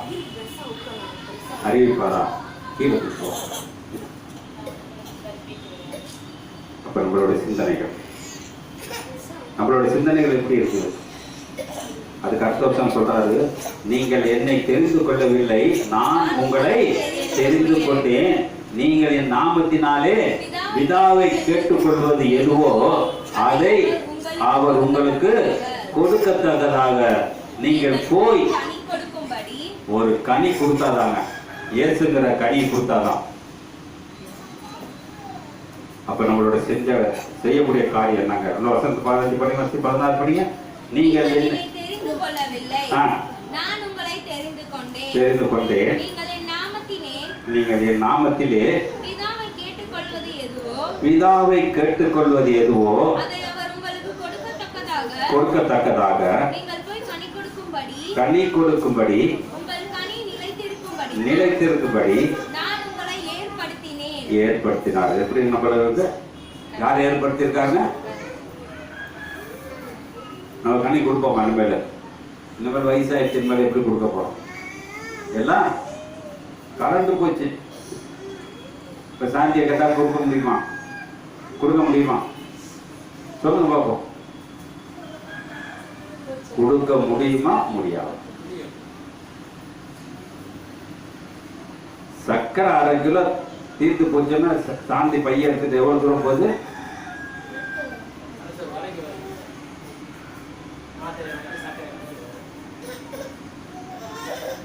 ஆனா சத்தியம் சொல்றதுக்கு எனக்கு உடம்பு முடியலங்க. சக்கரை 1/2 கிலோ வாங்க உடம்பு போகுது, சத்தியத்தை சொல்றதுக்கு. அப்ப வீட்டுல எப்படி சமாதானம் இருக்குமா? சமாதானம் எப்படி இருக்கும்? முதலாவது தேவனுடைய ராஜ்யத்தை தேடுங்கள், அப்போது இவைகள் உங்களுக்கு கூட கொடுக்கப்படும். இந்த ஒரு வசனத்துலதான் லியோக்கு வந்தார். இந்த ஒரு வசனத்துலதான் லியோ இந்த இடத்துல வந்தார். இதுல இவ்வளவு அர்த்தம் இருக்கிறதா? அப்ப முதலாவது நான் இயேசுவை தேட கத்துக்க. அப்ப தேடின பிறகு பிதாவை நான் ஆட்டோமேட்டிக்கா பார்த்துடலாம். அதனால சொல்ல, என் நாமத்தில் எதை கேட்கிறோம் பிதா உங்களுக்கு அதை செய்வார். அப்ப மூன்றாவது சொல்றாரு பலி ஆகணும். என்ன ஆகுனால யாருக்கா பலி ஆகணும்? இயேசுக்காக ஆகலாமா? இயேசுக்கா பலி ஆகலாமா? நீங்கள் இன்னும் இரத்த சாட்சியாய் மரிக்கவில்லை.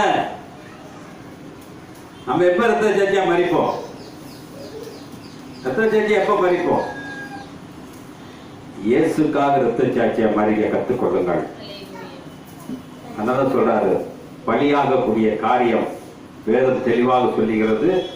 அவர் சொன்ன ஒரு வார்த்தை 1 யோவான் 1ஆம் அதிகாரம் 5, 6 சீக்கிரம் படிச்சிருங்க. 1 யோவான்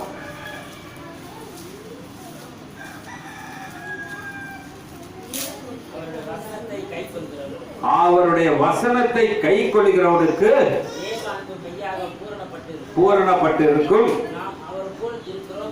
என்ன சொல்றாங்க? பலியான அவருக்குள் இருக்கிறோம் என்று அதனால் அறிந்திருக்கிறோம். யாருங்க? யோவான் சொல்றாருங்க. நீ சொல்லுவியா? நீ அவருக்குள்ள இருக்கன்னு சொல்லுவியா? உனக்குள்ள 1000 பொண்டாட்டி, 1000 வப்பாட்டி, 1000 புருஷன், 1000 பிள்ளைங்க இப்படி எல்லாம் சொல்லுவியா? இப்ப சாலமோனை போய் கேட்டாங்க, அவன் என்ன சொல்லுவான்? ஐயா, உன்னை நான் ஏத்துக்க முடியாதுயா, ஏற்கனவே 1000 பேர் இருக்கிறாங்க. சொல்லுவானா சொல்ல மாட்டானா? சொல்லுவானா சொல்ல மாட்டான். 1000 பேரை தூக்கி போட்டு கர்த்தர் தேடி இருப்பானா? தேடி இருப்பானா?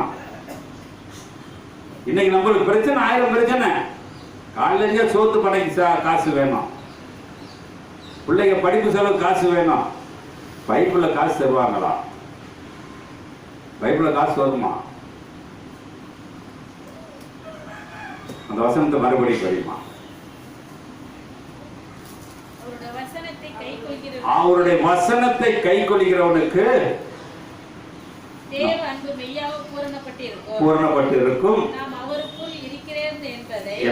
அவருக்குள் நான் இருக்கிறேன் என்பது எப்பங்க? நான் ஜீவ பலியாய் ஒப்பு கொடுக்கிறோம்னாங்க அவர் கூட இருக்கேன். அவருடைய சொல்வார், நான் ஜீவ பலியாய் அவரை வாக்கப்பட போறேன். எனக்கு நாங்க நடக்க போற காரியம் தெரியும். நான் மறுபடி வருவேன்னு எனக்கு தெரியாது. ஆனா அவருக்குள் மறிக்க போறேன் என்று பவுலடியான் சொன்னானே. இன்னைக்கு எந்த ஊழியக்காரன் போய் நிற்பான்? எந்த ஊழியக்காரன் நிற்பான்? ஆபேல் பாருங்க, அவன் சாவான்னு நினைச்சானா? ஆனா அண்ணங்கார வெட்டினான். அவன் ரத்தம் பேசு. ஒரு பலி. இன்னைக்கு இயேசு இன்னைக்கு சாவுறாரு, அது பலி. அதனால யாருக்கு ரட்சிப்புங்க? யாருக்காக பலி ஆகுறாங்களோ அவங்களுக்கு ரட்சிப்பு. அப்ப சொல்ற படிச்சிருக்க, சீக்கிரம் படிச்சு முடிச்சிருங்க. அவருக்குள் நிலைத்திருக்கிறேன் என்று சொல்லி இருந்தோம். அவர் நடந்தபடியே தான் நடக்க வேண்டும். என்னங்க இருக்குமா? சொல்றவங்க எப்படி இருக்குமா? இதுதான் சொன்னேன். உன்னால் நடக்க முடியாது, அதனால நீ அவரை தொழுது கொள்ளாதே என்று சொன்னேன். இல்ல, அவர் நடந்த பிரகாரம் நடக்கணும். அவர் எப்படி நடந்தாருங்க? பொட்டாடி பிள்ளையெல்லாம் கூட்டிட்டு போனாரா? இல்ல வீடு வாசல் பத்திரத்தை தூக்கிட்டு போனாரா? நம்ம கோச்சிட்டா கூட வீட்டில் இருக்க நகை நட்டுலாம் தூக்கிட்டு போவோம். இருக்க நகை என்ன செய்வோம்?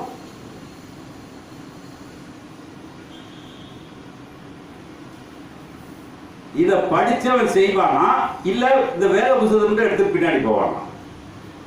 சொல்லுங்க பாப்போம். இந்த வசனத்தை மறுபடி படிக்க நல்லா புரியுற மாதிரி படிங்க. அவருக்குள் நிலைத்திருக்கிறேன் என்று சொல்லுகிற உண்மை சொல்றவன் யாருக்கு நடந்தபடியே? ஒருத்தனை சொல்ல முடியுமா? சொல்லுங்க பாப்போம். ஒருத்தனை சொல்ல முடியுமா இயேசு நடந்த மாதிரி நான் இருக்கேன்னு? என்னால முடியாதுங்க.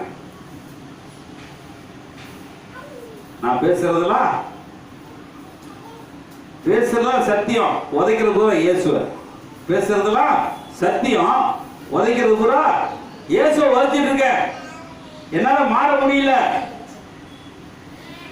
நிலைத்திருக்கிறேன் என்று சொல்லி படிமா அந்த வசனத்தை. அவருக்குள் நிலைத்திருக்கிறேன் என்று சொல்லுகிறவன் அவர் நடந்தபடி அவன் நடந்தபடியே தானும் நடக்க வேண்டும். எப்படி இருக்க நடப்போமா? நடக்க முடியுமா? நடப்போமா? நடக்க முடியுமா? அதுதாங்க பழி. நடக்கிறது தாங்க பழி. எவனாச்சும் இந்த ஈஸ்வருக்கு ஒருத்தன் சிலுவையில் எவனே தொங்குவானா? இயேசுக்காக தொங்குவானா? இல்ல ஒரு சாமியார் தொங்க விடலாமா? ஒரு ஊழியக்காரர் தொங்க விடலாமா? யாரு தொங்க விடலது?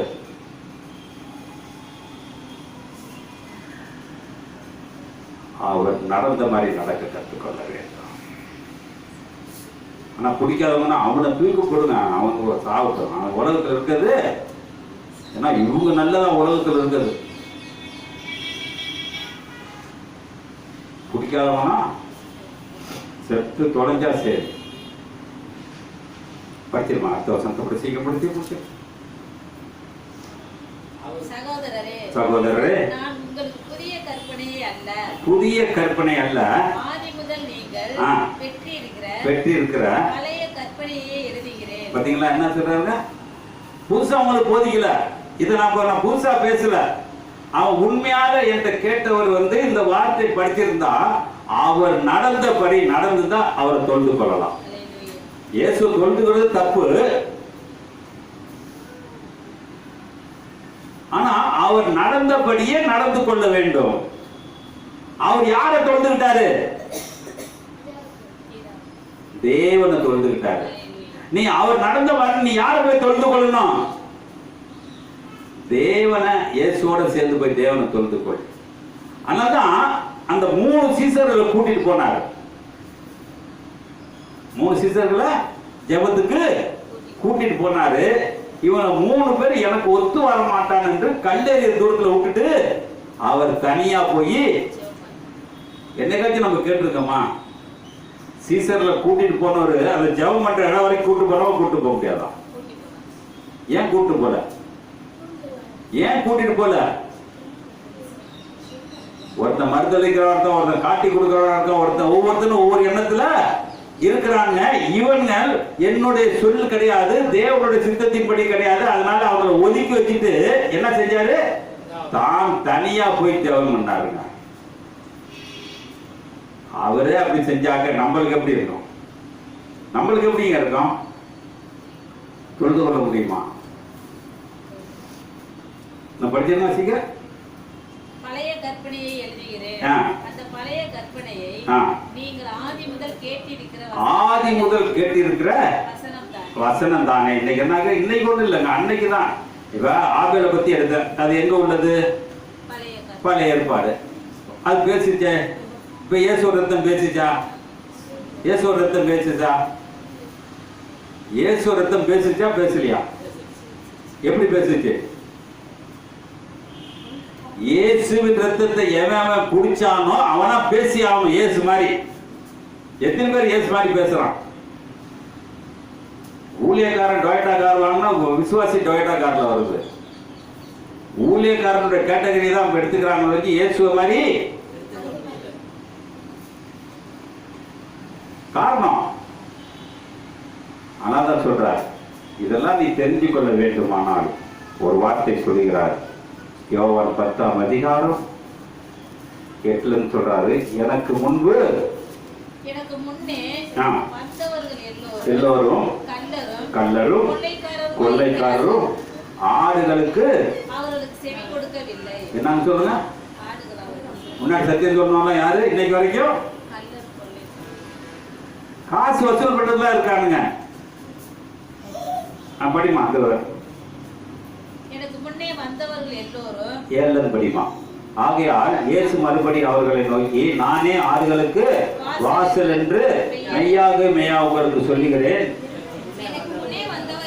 எல்லாரும் கள்ளரும் கொள்ளைக்காரமாய் இருக்கிறார்கள். இல்லையா?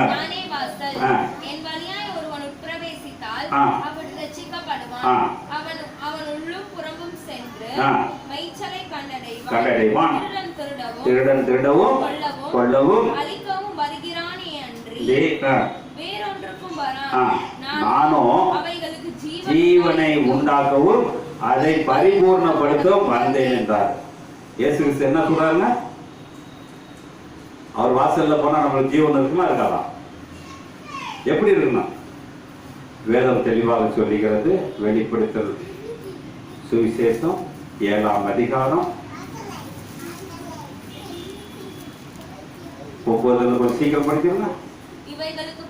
இவைகளுக்கு பின்பு நான் பார்த்தபோது சகல ஜாதிகளிலும் கோத்திரங்களிலும் ஜனங்களிலும் இருந்து வந்ததும் எண்ணக்கூடாதபடிக்கு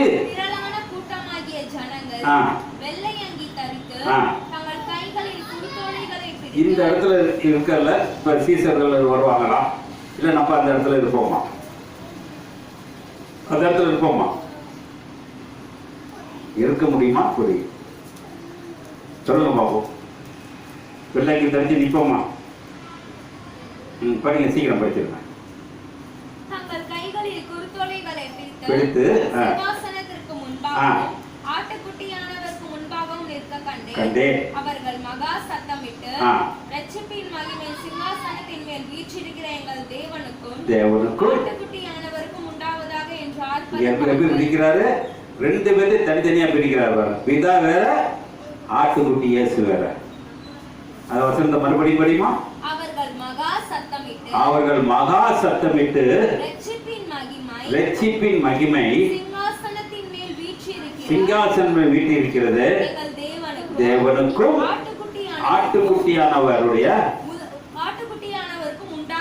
உண்டாவதாக ஆர்ப்பரித்தார்கள். சிங்காசனத்தையும் மூப்பர்களையும் 4 ஜீவன்களை சூழ நின்று சிங்காசனத்திற்கு முன்பாக முகம் குப்புற விழுந்து தேவனை தொழுது கொண்டு. யாரை தொழுது கொண்டாங்களா? இயேசு தொழுதுட்டாங்களா? தேவனை தொழுது கொண்டார்கள். அப்ப அதே 11, 13, 14 சீக்கிரம் படிச்சு முடிச்சிருங்க. அப்பொழுது மூப்பர்களில் ஒருவனை நோக்கி வெள்ளை அங்கிகளை தரித்திருக்கிற இவர்கள் யார்? எங்கே இருந்து வந்தவர்கள் என்று கேட்டான். அதற்கு நான் ஆண்டவனே அது உமக்கு தெரியும் என்றே. அப்பொழுது அவன் இவர்கள் மிகுந்த உபத்திரவத்திலிருந்து வந்தவர்கள். கீழ என்ன இருக்கு நம்மளுக்கு? நான் உபத்திரப்படுறோமா?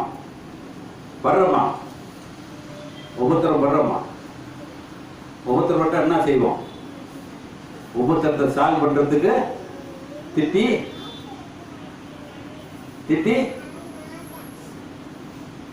உபத்திரப்படுறோமா?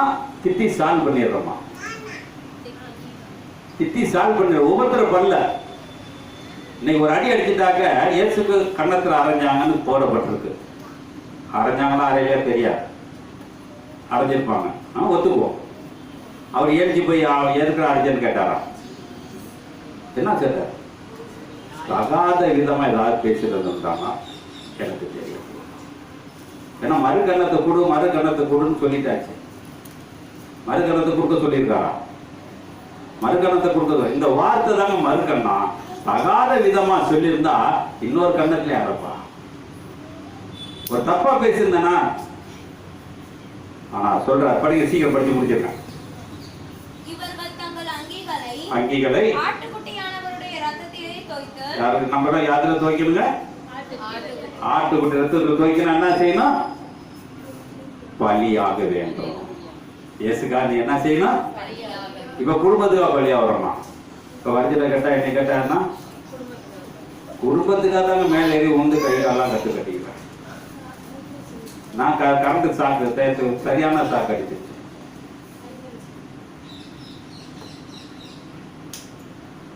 அப்ப நம்மளோட செய்கை எப்படி படிச்சு முடிச்சிடும்? சீக்கிரம் முடிச்சிடும்.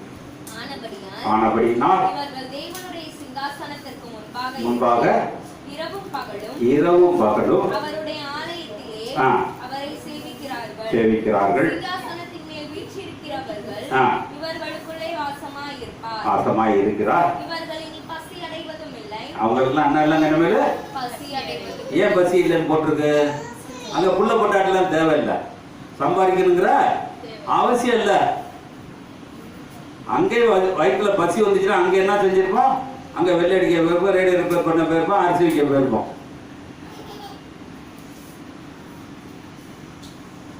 உனக்கு பசி கொடுத்தவரை வேலைக்கு போவ, பசி இல்லைன்னா என் மனைவி உட்காந்து விட்டு எழுந்திருக்க மாட்டா, எப்ப கேட்டாலும் பசிக்கல தண்ணி கொடு, அதை கொடுத்துட்டு தான் இருந்தான். அவன் இருந்தாலே ஒரு சின்ன சாதனை படைச்சிருக்கலாம். நான் படிச்சிருக்கேன், சீக்கிரம் படிச்சிருக்கேன். இவர்கள் இனி பசி அடைவதும் இல்லை, இனி தாகம் அடைவதும் இல்லை, வெயிலாவது உஷ்ணமாவது இவர்கள் மேல் படுவது இல்லை. சிங்காசனத்தின் மத்தியில் இருக்கிற ஆட்டுக்குட்டியானவரே இவர்களை மேய்த்து இவர்களை ஜீவ தண்ணீருக்குள்ளே ஊற்றுக்கள் அண்டைக்கு நடத்துவார். எங்க இருக்குல்ல ஜீவ தண்ணீர், ஜீவ தண்ணீர் ஊற்று எங்க இருக்குது? எங்க இருக்கு ஊற்று? யோவான் 4 சொல்லுவாரு, உனக்கு தண்ணி கேட்டா ஜீவ ஊற்ற நான் தருவேனே என்றார். அப்ப இயேசுதான் ஜீவ ஊற்று. அப்ப பலியாகக்கூடியதுதான். ஒரே ஒரு வசனத்தை படிக்கலாம், 7 கூட படிக்கலாம். எபிரேயர் 13ஆம் அதிகாரம் 10 கொஞ்சம் படிங்க. ஒரு பலிபீடம் உண்டு, நமக்கு ஒரு பலிபீடம் உண்டு, அதற்குரியவைகளை புசிக்கிறதற்கு கூடாரத்தில் ஆராதனை செய்கிறவர்களுக்கு அதிகாரம் இல்லை.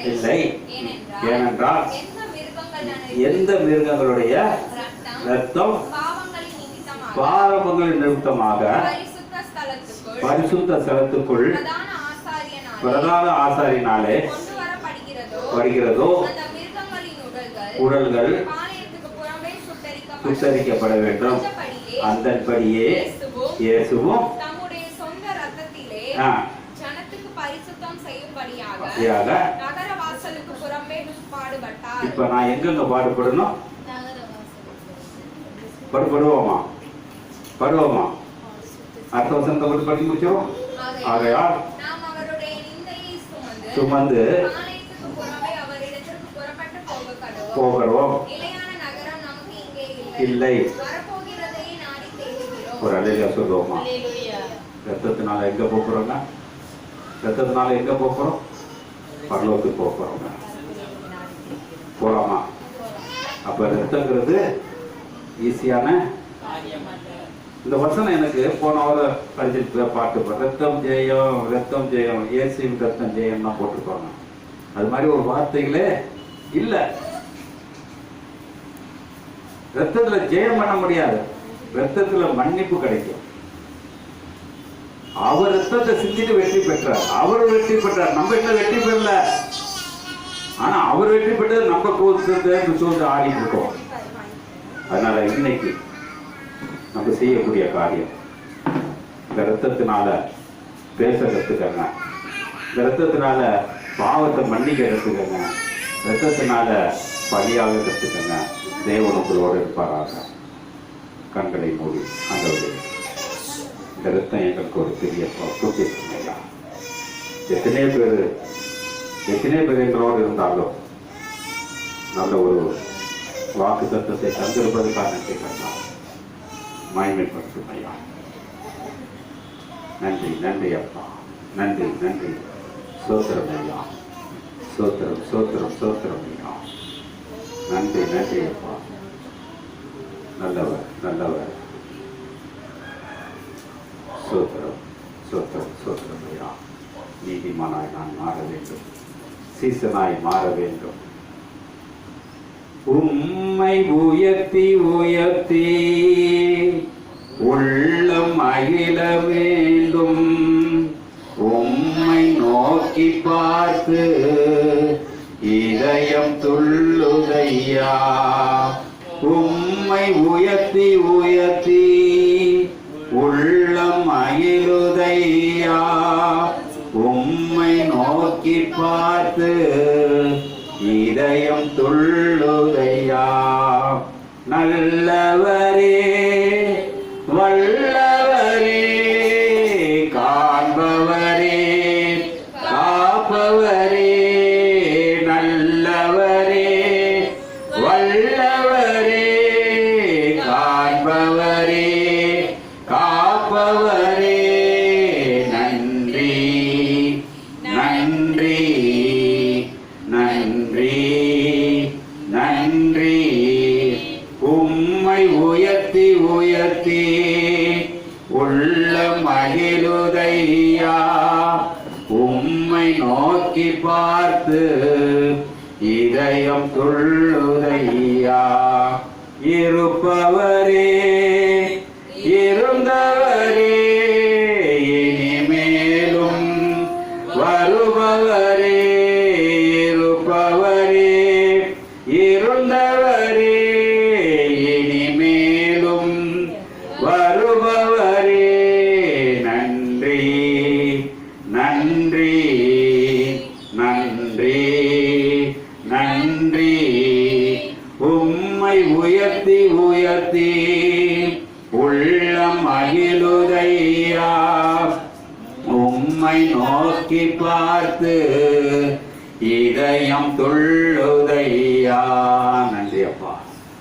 உம்மை உயர்த்துகிறேன் ஐயா என் சரீரத்தில் என்ன ரத்தம் ஓடுது எனக்கு தெரியலையா ஆனா இன்னைக்கு உன்னோட ரத்தத்தை பத்தி பேசியிருக்கேன் உன்னோட ரத்தம் எப்படிப்பட்ட ரத்தம்னு பேசியிருக்கேன் உன்னோட ரத்தம் பேசும் உன் ரத்தம் பாவத்தை மன்னிக்கும் உன் ரத்தம் பலியாகும் ஐயா நான் அடுத்தவர்களுக்கா பலியாகிறேனா அடுத்தவர்களுடைய பாவத்தை மன்னிக்கிறேனா என் பாவத்தை சேர்க்காம பாதுகாத்துக்கிறேனா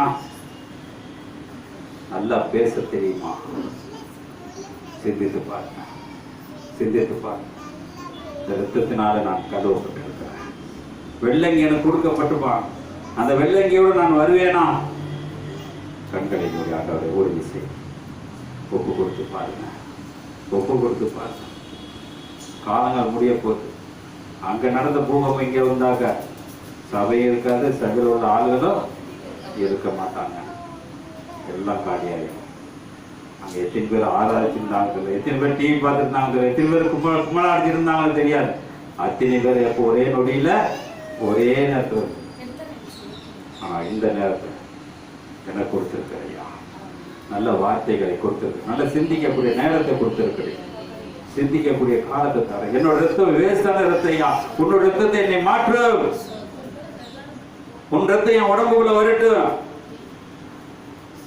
வருவதற்காக நன்றி கர்த்தா நல்ல ஒரு சாட்சியத்திற்காக ஆசீர்வதி மகிமைப்படுத்தி பரிசுத்தப்பட்டு மீட்பு தேசம்லாம் கேட்கிற நல்ல பிதாவே என் ஆத்மாவே என் முழுவதுமே பரிசுத்தம் என் ஆத்மாவே கர்த்தர் செய்கிற சகல உபகாரங்கள் கர்த்தராகிய இயேசு கிறிஸ்துவின் கிருபையும் பிதாவாகிய தேவனுடைய அன்பு பரிசுத்த ஐக்கியம் உங்களோடும் அனைவரோடும் பரிசுத்தவன் அரியனோடும் இருப்பதாக ஆமென். அல்லேலூயா அல்லேலூயா அல்லேலூயா. Praise Lord praise Lord.